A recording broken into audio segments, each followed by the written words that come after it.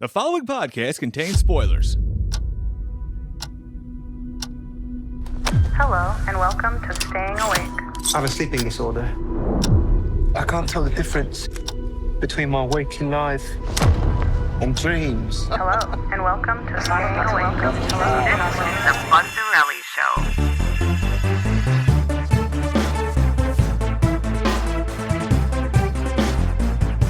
I'm Joe. I got Bob with me. Bob, this show keeps coming with the twists and turns. How'd you like that last episode of MoonKnight? Oh, it was good. It was great. It was each episode so far has been different, and I was a little nervous at first and kind of a little disappointed. It started off with Mark.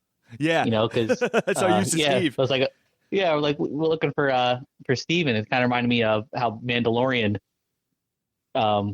There was an episode in Boba Fett where it was a Mandalorian episode. It's like all of a sudden it's like a different guy. Yeah. Even though it's the same show, you're like, oh no, it's this guy, but it's still it was good. It was a different side of things, and I really enjoyed it. Steven's starting to come in terms with what's going on with him, it seems like, or at least on the show, we're finally getting to start to hear his point of view of it. But you get see Mark in action for a little bit. Right off the bat, the first little twist was that first fight scene, because now you got Mark's kind of doing what Steven was doing in the first episode, where you're seeing some time passed and something different happened. The only thing I noticed different, it looks like there's a third personality there. That's what I'm gauging. Did you catch any of that? Yeah. Oh, yeah. Yeah. There's definitely a third personality going. Yeah. And it's going to be interesting to see where they're going with that. And it was funny because you would think that after figuring that out, they would have just focused on that. But it was like, well, no, we got to move on to this thing. I was like, well, hold on. There's a third guy in there. We kind of got to, maybe you should tend to this. Yeah, it was like a passing maybe we glance. should figure this out. It was a passing glance. And somebody had mentioned it online before we even got to that part. But in the first episode, Khonshu has said something to Steven when Steven's having his, the first experience we see where he goes, give the body back to Mark. And then he realizes it's Steven and he goes, oh, the idiot's in charge. Giving the point that Khonshu knew it wasn't Mark, but he didn't know it was Steve. That was the first clue. Yeah. Somebody pointed that out. And it's the first clue that Khonshu knows what's going on. Because when they first give you that, right after Mark's what happened with Steven, and they're both I didn't do it. Well, I didn't do it. And then Khonshu goes, we'll hold the guy over the cliff. And I think that was purposely a mislead. So you would just assume it was Khonshu driving the car for a minute. You know what I'm saying? Oh, yeah. You know what? I bet, and if that's the case, then I bet the third guy is a lot more friendly and a lot more pals with Khonshu than the other two are. You know what I mean? He's a lot more on his side. Yeah. You know what I'm saying? Because Khonshu's kind of sort of backing him up. Oh, don't worry about that. Come look at this here. Something shiny. Come over here. It's just completely unhinged. Easier just to go along with whatever Khonshu needs. It's the violence and stuff. Got to go back to the second episode real quick because something that really set up this third one was I loved how when they showed Steven being in sort of the void or whatever. Yes. And he's I don't like this. I don't like this. That was a powerful little thing. It's I hadn't even thought of that. It was just oh God. He was just in this, stuck in this. Then you're oh shit, what's going on with him? Where is he at? And it really made you feel for him. Yeah. And it sort of set it up for the second one. Oh God, Steven. It's not just okay, it's Mark's turn. It's oh, it's Mark's turn, and Steven's in this sort of strange thing. I think the mirrors are kind of just Mark's way of confronting what's going on with it. You know what I'm saying? It's more a visual reference for himself almost, because I guess when he sees the reflection, he's seeing the other personality, and that's what's going on. I did notice one thing when they showed Layla, Mark's wife, and her having the access to make passports and IDs. That kind of explained how maybe Mark's getting himself in that position where he's got IDs for Steven and passports for Mark. Whether he did it behind her back or something. Speaking of the wife, I think that Mark manifested Steven based on the wife because she's all into that side of it, into the studying and the puzzles part of it. You know what I mean? Like, and now the one episode where I was like, oh, that's not your favorite thing. That's my favorite thing. That's my favorite album. You know what I mean? But then again, Mark did say, I've been dealing with this for a long time. So I don't know if Steven's before the wife, but I feel like he was, a lot of her attributes, whether it's like based off of her or based off of like, okay, this is the man that she deserves type of deal. You know what I mean? Like, I think that Steven is based on her in some way. I think I got that. And we kind of talked about that last episode too, but now I got an expanded version of that because I realized something else watching it the second time. So Arthur Harrow is hinting at something about Layla's father getting killed, right? And then kind of hinting at something in Mark, okay? So what if there's some part of the story where for some reason, and it's like another big reveal we're going to get, is Mark had something to do with Layla's father's death, okay? Yeah. And that's the first thing I thought when I heard that. And that might be the birth of Steven, because Mark would hate himself and it would drive him a little nutty, and he would make this personality that would be more like I wish I was this way for Layla. Because if you notice, like when Steven makes that appearance later, Layla is sort of smitten with him a little bit. Yes. You know what I mean? It's like he's just like, this is exactly what she would want and deserves. And that's why he becomes this archaeological expert. It's because he knows it's something she would like. You know what I mean? It's like almost like he became this perfect, what he thinks the ideal husband for her would be. And I think, you know what I'm saying? To go off what you said, I think that's the reason why that might be the origin of what drove him crazy, whatever happened with the dad. Or when she said, what happened to cause this? Yeah. And he kind of shrugged it off. I was assuming it was going to be the mother, because they alluded to her at one point in one of the previous episodes. I thought to myself it was probably when the mom died that, was a traumatic event and triggered it all. But now that you say that, it's like, now, it was probably when he killed her dad, or he was responsible for killing her dad, or whatever that's going to end up being. Yeah. That was probably the action that did it. But did they say how long they've been together? Like, is this like a year thing, or is this like a... Off the bat, it just seems like he's just disappeared for a while, been off the radar. Yeah. Like he's been gone from her for a while. And I know, like, he sent the divorce papers, but I think when at some point where Steven came across the phone, and I think that was Layla on the phone. It was like, Mark, oh my God, I thought you were dead. Like, it was like a long, some gap of time had passed. What do you think about that first scene when it starts up and when he's jumping on the buildings? Did that remind you of something?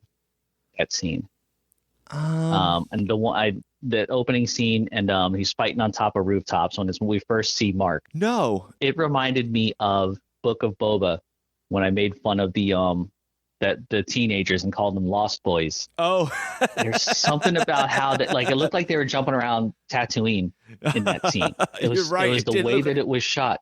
Yeah, the way that it was shot, and because something always bothered me about that from the other show, and it's like it has that and I didn't catch it then, but there was a sort of fake look to it. Yeah, you know what I mean? To where it was just a little bit off, and it took me out of it. For a minute. You know what I'm saying? Yeah, I think it's something that just is going to happen naturally when you work with brighter sets. I think it's harder to hide imperfections when things I can understand why. And the budget is only, exactly. Yeah. A real bright set like that, it just gave it that. It took me out of it a little bit, and it felt like okay, I'm watching a sound stage. You know what I mean? And it was just a minor thing, but we're talking about it. So it took me out of it to the point where I was like, I hope whatever's happening here, it kind of, corrects itself, and you nailed it right in the head. It's the brighter scenes, It's like we always talk about when you first get that 4K TV and then like you're looking at like a sporting event and it looks fake because like real life isn't that crisp and clean. You know what I'm saying? Yeah, exactly. That's exactly what it is. It would have been funny if you just saw Boba Fett riding a Rancor like it was the same set. Just like in the background, or just like walk like a stormtrooper smoking a cigarette in the background, like, just walking off. We gotta re-edit that. Something interesting because they dedicated. I saw some passing things on the internet about like this episode was dedicated to Gaspard Ulel, and you're a little more around the block on certain shows than me, but the guy who played Anton Mogart, okay? Oh, he died. Yeah, he died. And oh God. Yeah, he died. I think that was his last. I don't know if he died. You know what? I actually don't know, and I know that information's out there if he finished a show or not. But in his IMDb, they have him listed as Anton Mogart / Midnight Man. So what I'm curious is, I guess he's supposed to be somebody. More or less, I'm curious if they finished what he was supposed to do. Is he supposed to have a bigger part or to get abandoned? Or I guess that was, they dedicated the show, which makes me think, well, no, doesn't necessarily mean the last time he filmed, because it could just mean the first time you see him on the show. Yeah, because he probably filmed a year ago. Yeah. Right? Isn't it usually like a year turnaround on good shows? So yeah, probably maybe he did get his parts of the show finished. But once again, it's kind of cool that we don't know much about the comic book because I don't know what's supposed to happen. So it makes it pretty cool. When they said Harrow, I thought they said Arrow.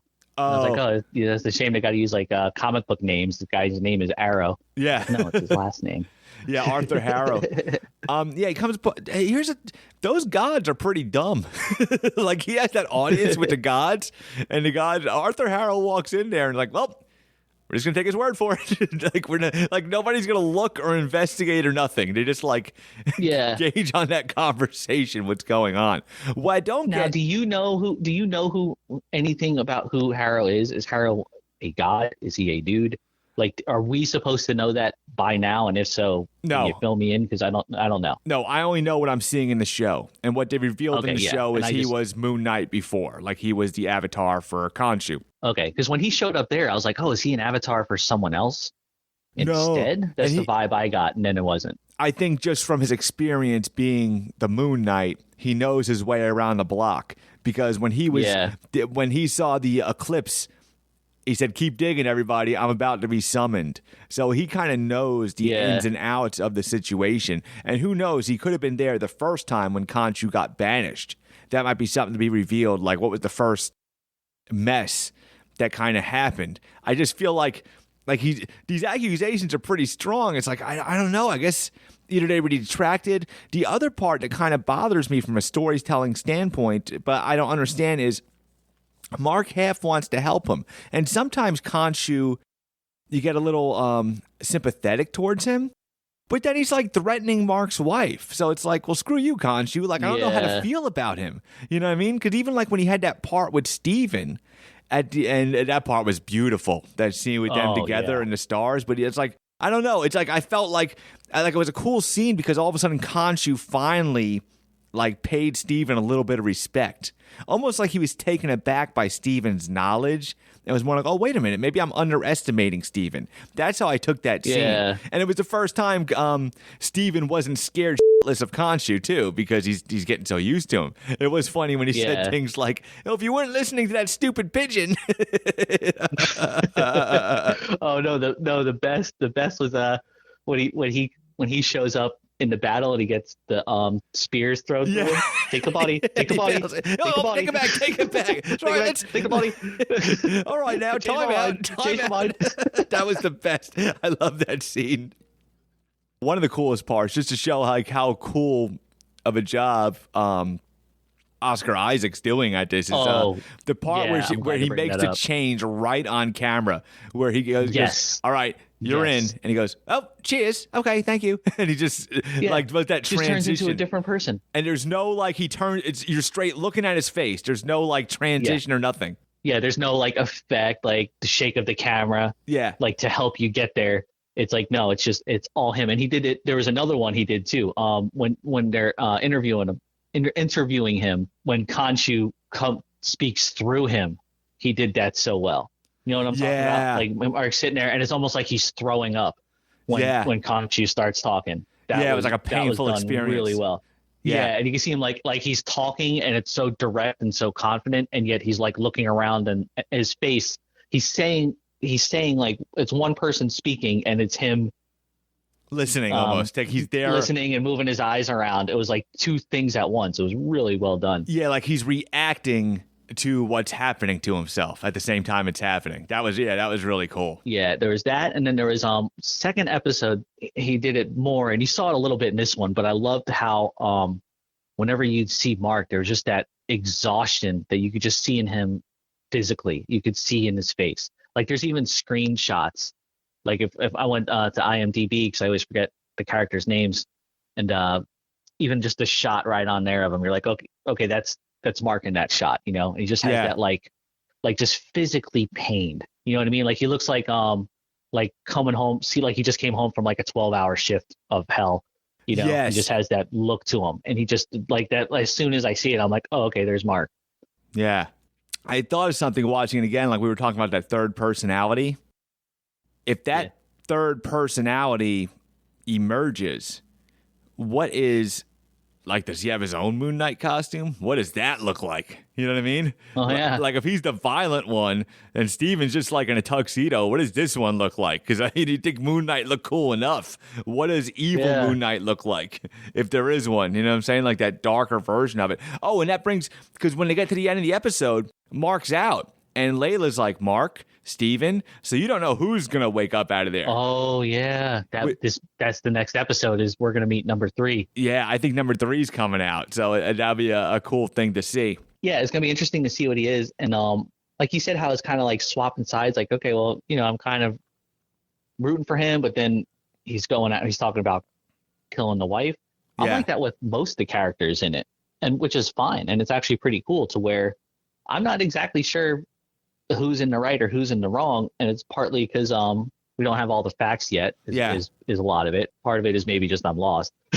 Maybe I know less than I should, but it's you know, it's good like that to where, like Ethan Hawke, for all you know, until someone said like he's looking to kill millions of people, I wasn't 100% certain that he was the bad guy. You know, I was like, you know, especially like seeing him. I like Ethan Hawke talking to Steven. Yeah, I love that. I love that whole thing. Yes. That whole meal with him, that was so cool. That was so well done. Especially because Steven wasn't scared to stand up to him. You know what I mean? It made you respect Steven a little more. And the part that's making you like, because I didn't really like Mark because it just seemed like Mark was fighting Steven. This time I got a little more sympathetic towards Mark. Because I don't know why, especially because of just to clarify, Khonshu wasn't threatening to kill the wife. Khonshu's threatening to use the wife as his next avatar, which but what I don't understand is why, like, doesn't the avatar have to have some say in it? That part I don't get too. And when the god said to Mark, this is a safe place, I would think he would rat Khonshu out, but I guess the ends is bigger than the means, because maybe he really understands what Harrow's trying to do. It seems like Layla does as well. Yeah. Oh. Yeah, it's true. First MCU acknowledgement was, and it's a tough one to think. Well, there have been things like they said some things about the books, like some stuff said like Wakanda or whatever, but they mentioned Madripoor. The Eternals? No. An Eternals thing? Madripoor, so was first brought up in The Falcon and the Winter Soldier. They actually went to Madripoor.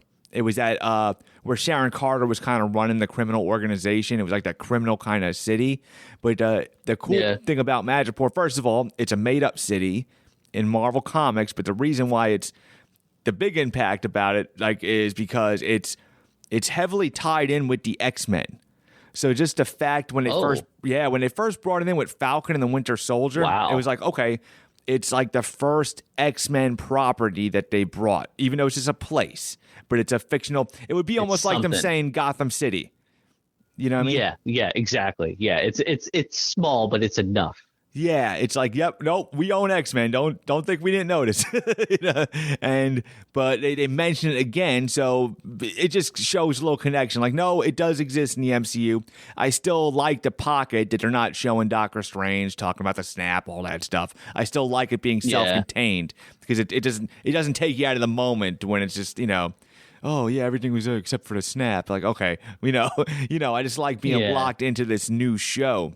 Yeah, I was almost disappointed when it was so much action in the beginning. It was kind of having an Indiana Jones thing. Yeah. But just not because that was bad. It was actually very cool. But I was just like in the mind bendingness of the first one. And there was less than that because now we know what's going on, which, by the way, Disney puts a spoiler for their description. I didn't notice until I went back. I actually went to start the episode and I looked at the first or second one. And it's like a man suffering with dissociative something disorder. And I think I might have seen it's like because we didn't know that at first, but it doesn't matter. I didn't see it then, and so it was fine. But that would have upset me. Like, I don't want to spoil it. It's more descriptions and more do that a lot. Yeah, and then I saw that one, and I saw a different one that said, like, from some other promotion, it said Stephen Grant has a voice in his head. So it was like, okay, you could be led to believe either one is real, but still, like, why'd you even say that in the description?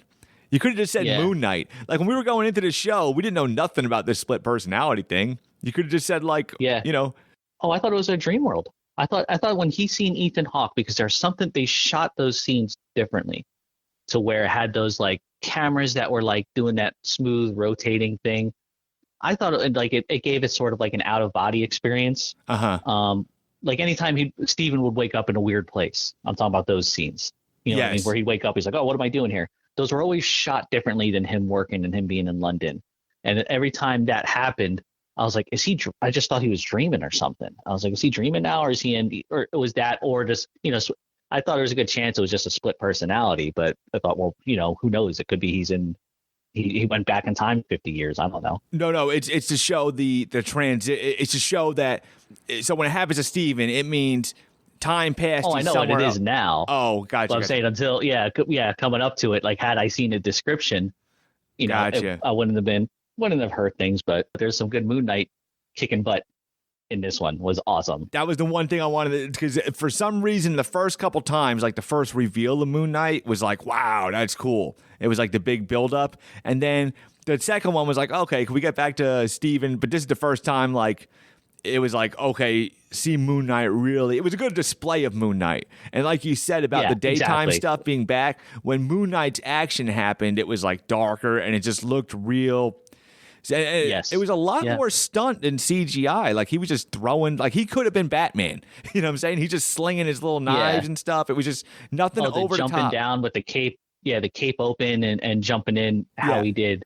That alone was cool. Yeah, the moon cape, and then, like, you know, him just taking the spears and everything. But really, and I guess part of the armor is the healing, which Khonshu made clear. So you know, but that was just a pretty intense scene. And then Kayla turned out to be pretty handy herself, which goes back to probably why Khonshu has an interest in her.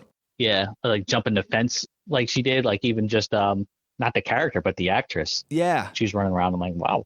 Awesome. The story is not disappointing so far, and just can't wait to see, like, the next twist and turn. So, Bob, thanks for being here, and we will see you guys.